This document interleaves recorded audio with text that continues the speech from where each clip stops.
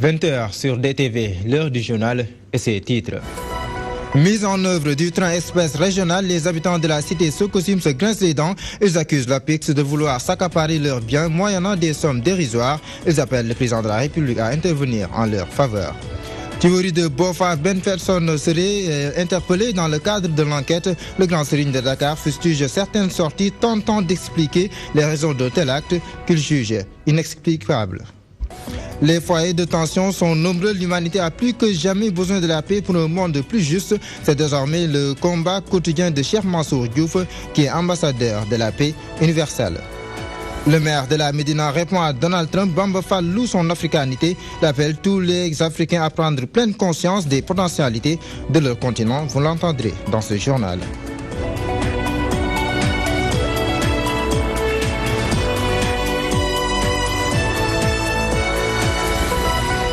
Bonsoir. Les populations de la cité Sococim sont très remontées contre les responsables de l'APEX en charge de la mise en œuvre du train express régional et les accusent de vouloir s'accaparer leurs biens moyennant des sommes dérisoires. Les habitants ont organisé un sitting pour dénoncer cette situation et c'était en présence de notre correspondante sur place, Mamita Diane. Ce train express régional ne doit pas nous paupériser. Quel est le cri de cœur des populations de la cité Sococim de Rufisque? Ce quartier situé près du chemin de fer impacté par les travaux du train express régional est un titre foncier qui date de 1956.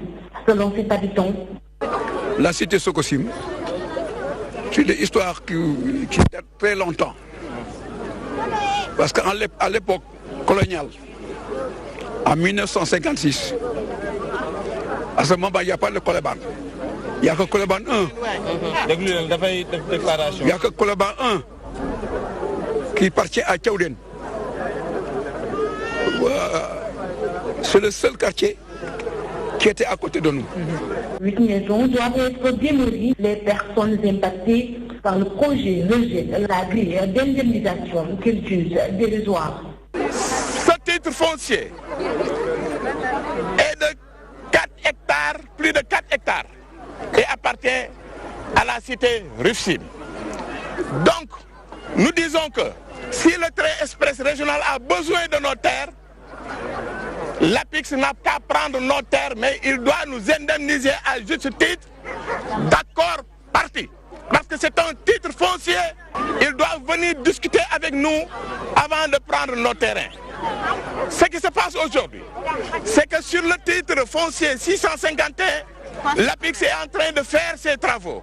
Vous le voyez ici, ils sont en train d'excaver, d'impacter, de mettre leur tas de gravats, leur tas de latérite. Cela se fait dans le titre foncier. Et ils n'ont pas le droit de le faire tant qu'ils n'ont pas discuté avec nous pour avoir notre accord, pour nous dire comment ils vont nous dédommager. On ne peut pas prendre le titre foncier d'autrui sans dédommager la personne en question. En attendant, les travaux du train express régional se poursuivent au terrain de la cité Sococim où s'entraînent la cité Médiour et les autres quartiers environnants. Les ouvriers sont à pied d'œuvre pour la construction d'un échangeur, une situation qui évite au plus haut point les populations qui se sentent lésées. Sur un tout autre registre, 20 personnes, dont une femme, ont été interpellées ce dimanche par les éléments du groupe d'intervention de la gendarmerie nationale dans le village de Touba Kota, non loin de Bofa Bayotte, où a eu lieu la tuerie du 6 janvier dernier selon l'APS. Nous restons sur ce sujet. La communauté Lébou a déshervé le cimetière Bétoir, communément appelé abattoir, ce dimanche. Des personnalités politiques, coutumières et religieuses y ont été enterrées. Le Grand Serigne de Dakar n'a pas manqué d'avoir une pensée pieuse à l'endroit des victimes de la tuerie de Bofa. Abdoulaye Makhtar Diop se dit outré par certaines explications servies par des cadres pour expliquer cette tuerie. Il est formel, rien ne saurait justifier un tel acte. Yamokoli était de la partie. Des autorités du pays ont effectué le déplacement pour assister à la clôture du désherbage du cimetière abattoir de Soumbédioune. Dans le lot, le Grand Serigne de Dakar. Il s'est joint à l'événement pour pérenniser le respect de la tradition. Tous les Sénégalais qui à l'époque décédés, jusqu'à l'indépendance, étaient enterrés ici. Nous nous sommes restés dans la tradition de nos ancêtres. Pour chaque année, avec tous les autres Sénégalais, venir ici procéder au désherbage, nous recueillir et prier.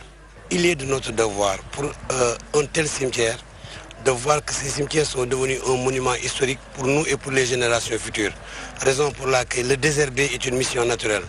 Le cimetière abattoir, un lieu de culte et de prière, selon ces autorités, elles ont saisi l'occasion pour lancer un appel à l'endroit du gouvernement afin de mieux sécuriser ce site. La clôture, le gardiennage et l'électrification de ce cimetière. Il nous faudra un cadre d'échange dans les jours à venir afin de mieux dévoiler les besoins que nous avons listés, comme l'éclairage public, entre autres. Le grand Serigne de Dakar s'est par ailleurs prononcé sur le massacre de Bofa. Il s'est interrogé sur la position de certains plénipotentiaires dans ce carnage. Déclaration faite sur les plateaux de télévision m'ont amené à me poser la question de savoir si ceux qui intervenaient à la télévision n'étaient pas des plénipotentiaires des rebelles. Ça, c'est mon sentiment. Qu'il s'agisse de Atepa, de Moussa Sissé ou de Khatab Bojan. On ne peut pas comprendre que ces gens-là expliquent le lâche assassinat parce que des jeunes sont allés couper du bois dans la forêt. Hommes, femmes et enfants ont tous pris part au désherbage. La communauté Lébou a eu aussi le soutien de l'UCG qui a mobilisé bon nombre de ses agents pour la réussite de cette opération dans ce lieu où reposent des autorités étatiques et religieuses. Les populations de la commune de Sikap Diamaguène Sikap Mbao réclament la fermeture de leur cimetière. Elles soutiennent que ces populations soutiennent que ce lieu d'enterrement est plein. Ces habitants veulent un nouveau cimetière dans la forêt classée de Mbao. C'était lors d'une journée de désherbage de ce lieu. Abdoulaye Wanyaga nous en fait le compte rendu.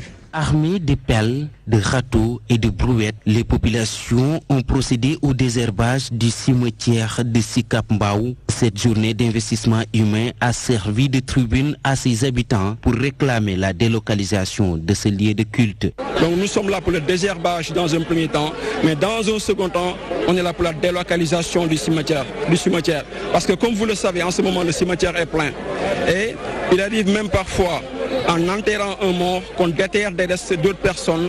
Et ça, si l'on sait que le cimetière, pendant l'hivernage, est inondé, vraiment ça peut entraîner des risques extrêmement graves pour tout le monde. Cette journée a été réussie grâce à l'accompagnement du guide religieux Sidi Al-Khoran Baké. Il a d'ailleurs mobilisé ses talibés pour cette activité.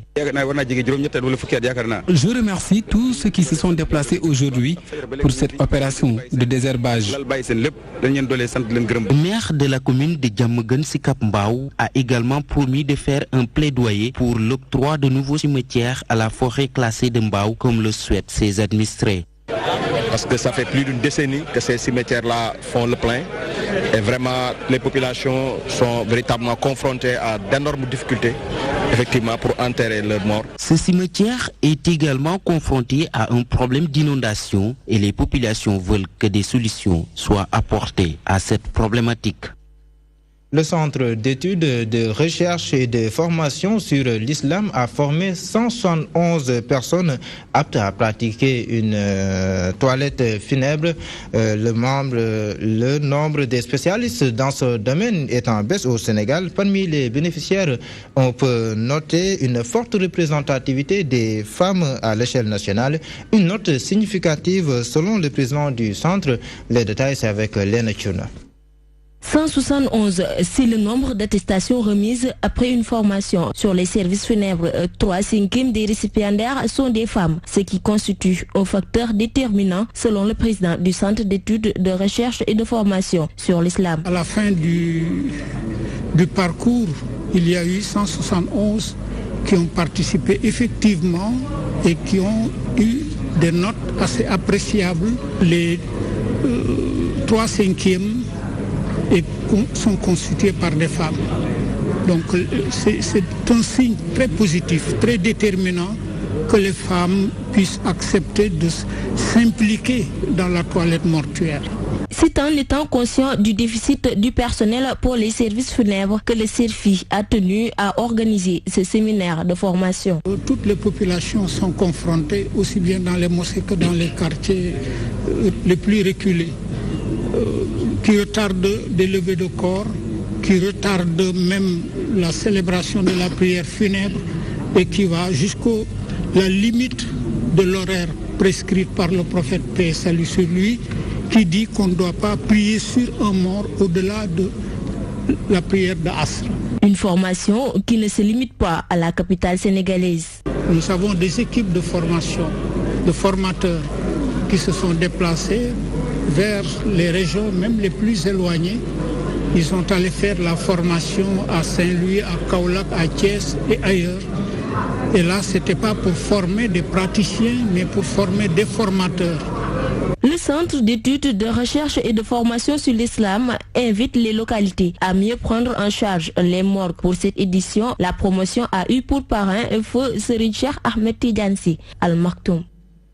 Le représentant de la communauté mouride à Ngor Wakam Ngor Yoff a initié une journée de prière à l'endroit du défunt khalife général des mourides Serigne Sidi Mokhtar Mbacké. Cheikh Mansour Diouf en a profité pour adresser ses vœux de longévité au nouveau khalife Serigne Mountakha Bassirou Mbacké. La cérémonie s'est tenue à Yoff en présence des autorités coutumières des villages concernés. El Hadj Moussa Bey nous en dit plus.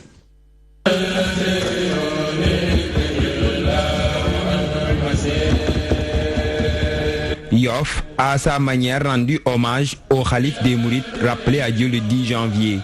Disciple et représentant de la communauté dans la localité, Serigne Cheikh Mansour Diouf a prié pour la mémoire de Serigne Sidi Mokhtar. Par rapport à ces 7 ans de stabilité que nous avons vécu grâce à lui, tout le peuple sénégalais lui doit de lui proférer des prières pour qu'il repose encore en paix à l'au-delà. Une délégation venue de Touba s'est jointe à cette journée de prière.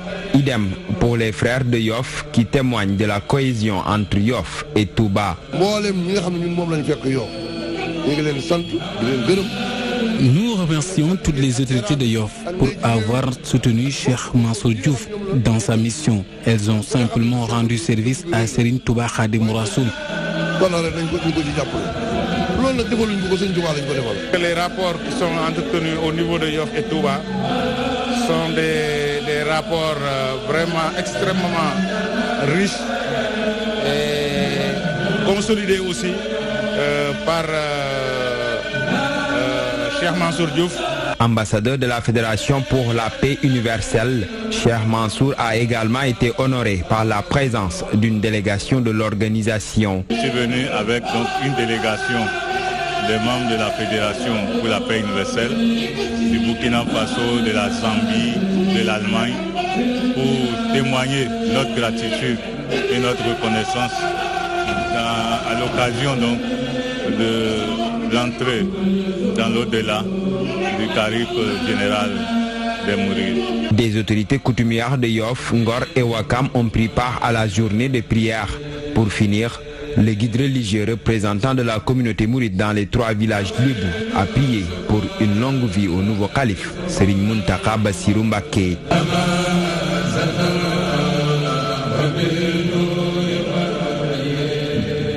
Le guide religieux Cheikh Mansour Diouf est désigné ambassadeur de la paix au niveau de la Fédération pour la paix universelle. C'est un prélude au sommet international sur la question. L'événement va accueillir plus de 1000 participants venus des 4 coins du monde. Cheikh Mansour Diouf s'en explique au micro d'El Hadj Moussa Bey. On constate que la plupart des conflits dans le monde ont parmi leurs causes un soubassement religieux. Alors la FPU se demande pourquoi ne mettons pas tous les religions ensemble pour que quand les Nations Unies prennent une décision ou bien réfléchissent autour des affaires concernant la paix, concernant la stabilité du monde, qu'ils donnent leur point de vue. C'est dans ce sens qu'ils ont tout le temps mené des actions de toutes sortes. On a choisi le Sénégal aussi parce que simplement le Sénégal est le creuset de toutes les actions qui ont été menées en faveur de la paix en Afrique. On a choisi aussi le Sénégal à cause du leadership de son président de la République, de tous les présidents d'ailleurs qui se sont succédés, mais surtout de celui qui est là. Parce que vous savez que le président Macky Sall, dès son accession à la magistrature suprême, tu vois, s'est tout de suite lancé dans une dynamique de paix. Nous attendons pratiquement 194 pays, parmi lesquels des chefs d'État. Je sais qu'il y a d'abord le président Macky Sall qui est à la tête de tout ça. Il y a le président Faure et Adema du Togo qui a confirmé qu'il va venir. On ne peut pas en réalité faire une estimation des cœurs brisés. On ne peut pas faire une estimation, disons, du manque de solidarité, des situations que les gens vivent. L'injustice et bien d'autres choses. C'est pour cela qu'il s'agit pour nous d'utiliser cette plateforme internationale pour créer un nouvel élan de solidarité, partager la vérité qui permet réellement à l'unité de pouvoir réellement s'établir aujourd'hui. Bamba Fall répond à Donald Trump. Le maire de la Médina appelle ses frères africains à croire en leur potentialité. Cette fierté, Bamba Fall la puise de la vie de grandes icônes militantes du panafricanisme, à l'image de Thomas Sankara. Je vous propose d'écouter le maire de la Médina. Il est au micro de Yamoukoli. Pas de réponse à Trump. Je pense que je fais partie de ces Africains qui croient à l'Afrique, à l'instance de Thomas Sankara. Je pense que nous devons croire que nous sommes des Africains, savoir que nous sommes des Africains. Nous avions des valeurs, nous n'avions plus besoin au moins de copier ou de s'inspirer des valeurs américaines. Croyons-nous en nous-mêmes et marchons et regardons en avant. Ce 14 janvier 2018, l'Église universelle célèbre la 104e journée mondiale du migrant et du réfugié. Accueillir, protéger, promouvoir, intégrer les migrants et les réfugiés, c'est le thème de cette édition. Une célébration qui intervient dans un contexte, vous le savez, assez spécial où des milliers de migrants continuent de périr au large de l'Atlantique. Mais le plus ahurissant reste sans nul doute les propos jugés racistes à l'encontre des peuples d'Afrique et d'Haïti du président américain Donald Trump. Massoussaou revient sur le message du pape François, des propos du président Trump et de la vague des migrants vers l'Europe dans cet élément.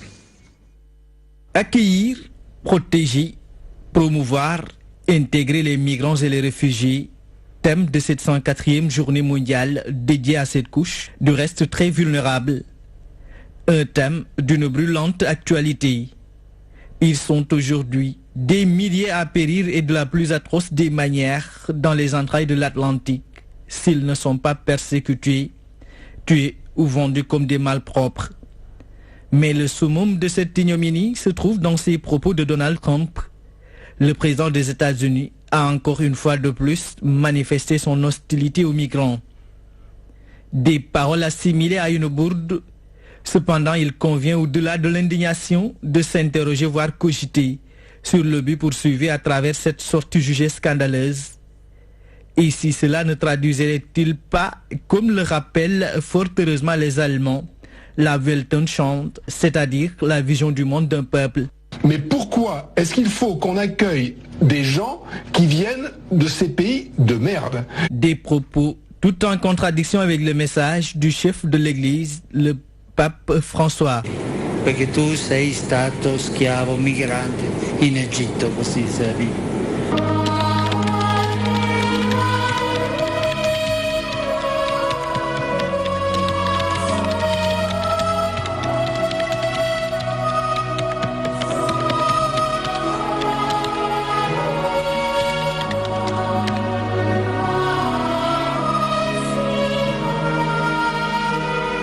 L'Église catholique a voulu à travers ces célébrations rendre à César ce qui lui appartient au nom des droits de l'homme et du respect de la dignité humaine.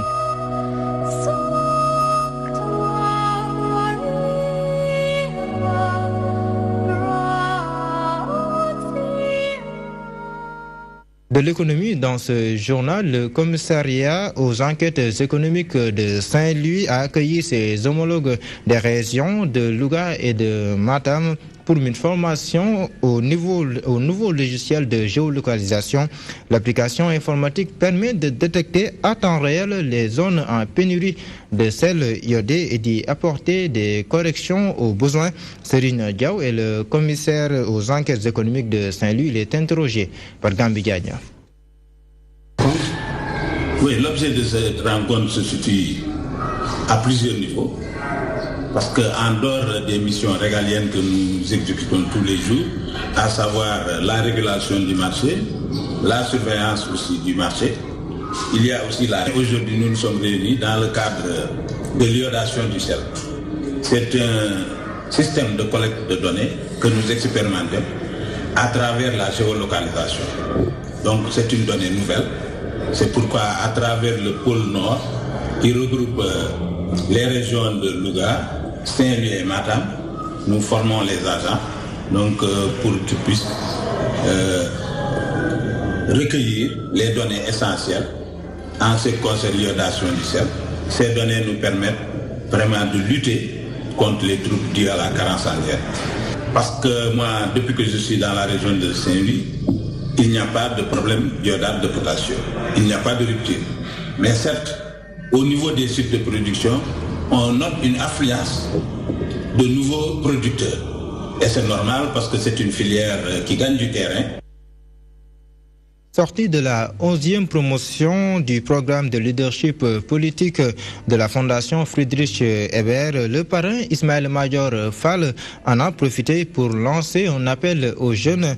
Le ministre de la Justice leur demande de croire en leur capacité, des mots bien perçus par les futurs leaders qui s'engagent à œuvrer pour l'essor du Sénégal. Fatmata Touré était sur place. La remise d'attestation de la 11e promotion du programme de leadership politique de la Fondation Friedrich Ebert a été un moment d'échange entre les acteurs politiques. Le garde des Sceaux, ministre de la Justice, par ailleurs parrain de l'événement, magnifie l'initiative en soutenant que cette formation renforce la capacité des jeunes leaders politiques. Quand je regarde ce qui s'est fait depuis bientôt maintenant 11 ans, depuis 2007, nous pouvons assurément affirmer que ce programme de formation de leadership politique a beaucoup contribué au renforcement des capacités des acteurs politiques au Sénégal. Ainsi, le ministre incite les jeunes à croire en eux, au-delà du savoir acquis. Il faut exalter le savoir. Et une fois qu'on a le savoir, il est important de croire. Croire d'abord de façon subjective en nous-mêmes. Croire que nous sommes un pays qu'on dit petit mais qui peut être présent à la Coupe du Monde quand les grandes nations sont présentes à la Coupe du Monde. Croire que quand on discute aux Nations Unies, notre voix est écoutée, même si on est un petit pays du Sahel. Croire que nous, Sénégalais, nous avons les capacités de transformer notre pays et de compter dans le monde. Le porte-parole des récipiendaires affirme qu'aujourd'hui, ils sont suffisamment outillés pour relever les défis. Il y a la dimension humaine, émotionnelle de cette formation à laquelle nous ne nous attendions pas. Nous ne doutons pas qu'elle ne fera pas que de nous former.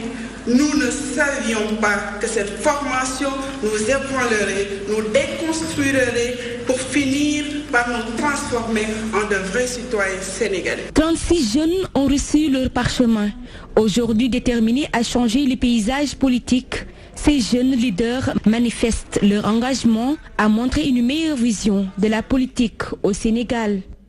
Lancement du plan stratégique 2018-2022, l'UGB se projette vers l'avenir. L'administration de l'université veut à travers ce programme promouvoir une gestion transparente. Elle cherche par la même occasion à mener à bien les missions qui lui sont assignées, n'est-ce pas, Gambi Diagne? L'université Gaston Berger de Saint-Louis lance son plan stratégique 2018-2022, un outil qui a pour objectif de conduire un diagnostic institutionnel. Cela veut dire que désormais, lorsque l'État doit mettre à la disposition d'entités, des deniers qui sont l'argent du contribuable, il faut que les dépenses soient planifiées. C'est-à-dire qu'il faut fixer des objectifs et les moyens qu'on met à la disposition des structures doivent servir à atteindre ces objectifs. Lorsque nous aurons terminé le travail que nous sommes en train de faire maintenant, c'est-à-dire l'élaboration d'un plan stratégique central de l'université, chaque entité doit décliner ce plan stratégique en plan d'action sectoriel. Il s'agit aussi de faire la liste des défis majeurs, d'établir une vision de la mission de l'UGB et d'installer des objectifs stratégiques avant les indicateurs de rendement. Nous devons avoir une vision qui tient compte de la spécificité de l'université Gaston Berger par rapport à son environnement, sa zone d'implantation au Sénégal, aux enjeux qui sont dans la région, etc. Donc pour pouvoir mieux, assumer et mettre en route réaliser les missions qui nous sont assignées. Ce diagnostic va déterminer la raison d'être qui détermine les services fournis par l'université Gaston Berger de Saint-Louis, sa vision et ses valeurs. Cette période de fraîcheur est très difficile pour les enfants de la rue. Ils ont plus que jamais besoin de vêtements lourds et de couvertures. Le mouvement Équipe Aidons les Talibés s'est rendu au quartier Bissap et à Niaritali pour justement aider les enfants de la rue à se sentir mieux. Écoutons à ce propos Fat Bintou Gagne.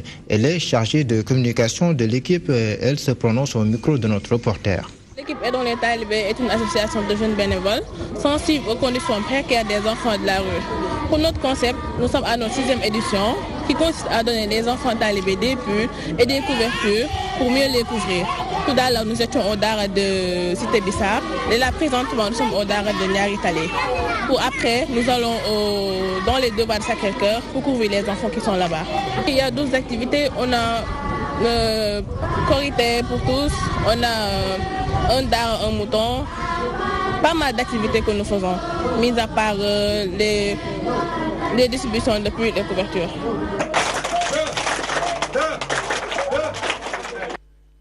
Et qui met fin à ce journal. Merci de l'avoir suivi. Dans quelques minutes s'ouvrira un autre consacré à l'actualité internationale.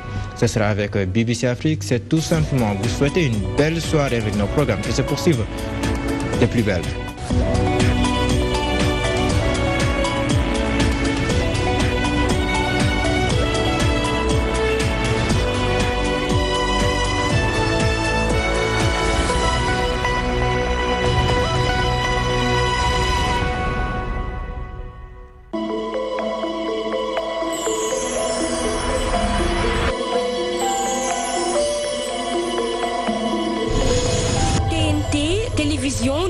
Terrestre amal na benn partenariat ànd ci ak waa PAMECAS ak Askia assurance ñoom nag seen convention boobee nag dañ ci nam rek permettre sénégalais yu bëri ñu mun a jot ci décodeur by Excaf. Partenariat bi dafay permettre yombalal ko ndax PAMECAS tey ñëpp xam nañ ni daanaka nu mu laloo ci Sénégal képp koo xam ne tey soxla nga décodeur rek boo taxawee ci point de vente PAMECAS waxuma rek dinañ la ko jox waaye dinañ la ko yombalal. junni ak ñaar téeméer ci weer pour nga am décodeur mën a gis dopp juróom fukki chaîne loolu moom wax dëgg yàlla duñ def dara lu